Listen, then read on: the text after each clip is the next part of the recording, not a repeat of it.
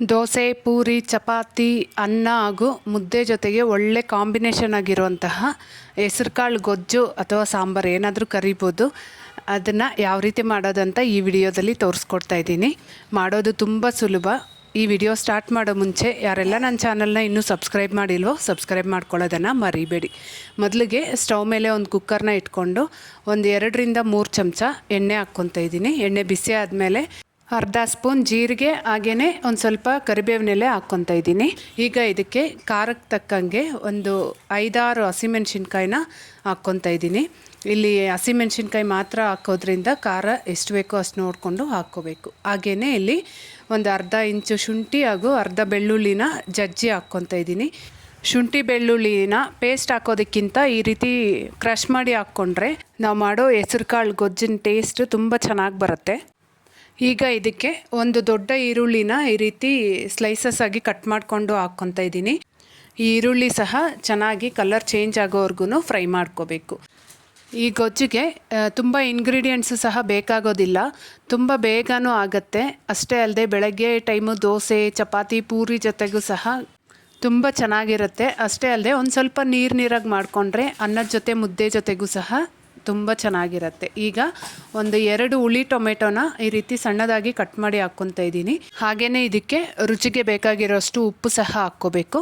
ಹಾಗೆ ಒಂದು ಅರ್ಧ ಸ್ಪೂನಷ್ಟು ಅರಿಶಿನ ಹಾಕ್ಕೊಂಡು ಈ ಟೊಮೆಟೊ ಎಲ್ಲ ಚೆನ್ನಾಗಿ ಸಾಫ್ಟ್ ಆಗೋವರೆಗೂ ಎಣ್ಣೆಯಲ್ಲೇ ಫ್ರೈ ಮಾಡ್ಕೋಬೇಕು.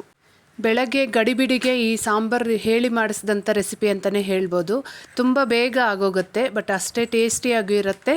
ಬೆಳಗ್ಗೆ ಬ್ರೇಕ್ಫಾಸ್ಟ್ಗೂ ಆಗುತ್ತೆ, ಇಲ್ಲ ಮಧ್ಯಾಹ್ನಕ್ಕೆ ಲಂಚ್ಗೆ ಬೇಕಂದ್ರೂ ಸಹ ಇದನ್ನು ರೆಡಿ ಮಾಡ್ಕೋಬೋದು. ಈಗ ನಾನಿಲ್ಲಿ ಒಂದು ಅರ್ಧ ಗಂಟೆ ಹೆಸರುಕಾಳನ್ನ ನೆನೆಸಿಟ್ಟಿದ್ದೆ, ಅದನ್ನು ಸಹ ಕುಕ್ಕರ್ಗೆ ಹಾಕ್ಕೊತಾ ಇದ್ದೀನಿ.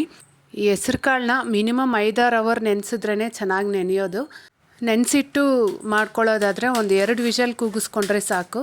ಆದರೆ ನಾನಿಲ್ಲಿ ಒಂದು ಅರ್ಧ ಗಂಟೆ ಅಷ್ಟೇ ನೆನೆಸಿದ್ದೆ, ಅದಕ್ಕೆ ನಾನು ಒಂದು 5-6 ವಿಷಲ್ ಕೊಟ್ಟು ಬೇಯಿಸ್ಕೊತಾ ಇದ್ದೀನಿ. ಕೊನೆಯಲ್ಲಿ ಸ್ವಲ್ಪ ಕೊತ್ತಂಬರಿ ಸೊಪ್ಪನ್ನ ಹಾಕ್ಕೊಂಡು ಒಂದ್ಸರಿ ಚೆನ್ನಾಗಿ ಮಿಕ್ಸ್ ಮಾಡಿ ಬೇಯೋದಕ್ಕೆ ಬೇಕಾಗಿರೋಷ್ಟು ನೀರು ಹಾಕ್ಕೋಬೇಕು.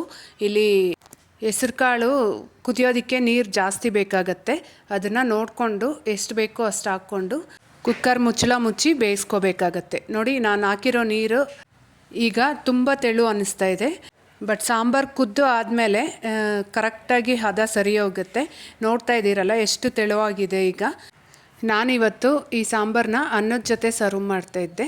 ಈಗ ಕುಕ್ಕರ್ ಮುಚ್ಚಳ ಮುಚ್ಚಿ ನಾನಿಲ್ಲಿ 5 ವಿಷಲ್ನ ಕೂಗಿಸ್ಕೊಂಡಿದ್ದೀನಿ.